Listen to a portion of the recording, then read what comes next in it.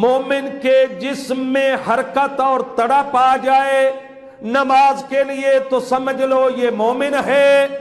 اور اگر آرام سے بیٹھا رہے تو سمجھ لو یہ مومن نہیں ہے، اس کا ہم سے کوئی تعلق نہیں۔ چھٹے امام نے فرمایا جب آخری وقت ہے،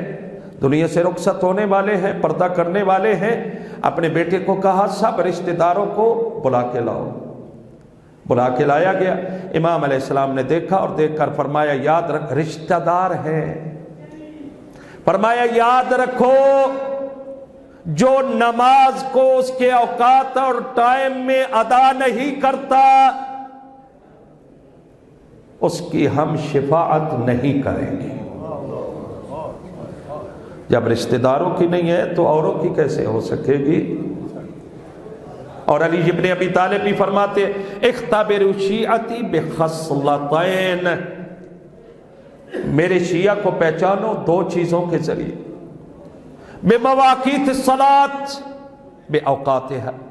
نمازوں کو اگر ان کے اوقات میں ادا کرتے ہیں تو سمجھ لو میرے شیعہ ہیں،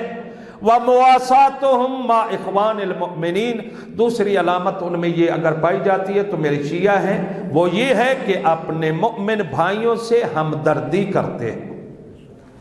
ہمدردی کرنے کا مطلب کیا ہے کہ اس کو تکلیف میں دیکھ کر منہ بنا لینا، او ہو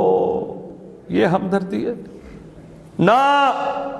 اگر اس کے پاس لباس نہیں لباس دو، کھانا نہیں کھانا دو،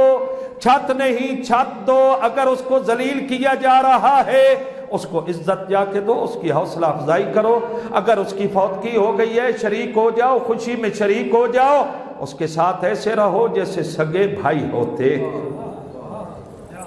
تب ہے۔ میرا اور آپ کا غریب بھائی ہو تو ہم اس کو دیکھتے ہی نہیں ہیں، کوئی نہ کوئی بہانہ بنا کے یہ بھائی تو اچھا ہے لیکن اس کی بیوی بڑی بد زبان ہے، ایسے بہانے بن جاتے ہیں، اس کے بچے با ادب نہیں ہیں،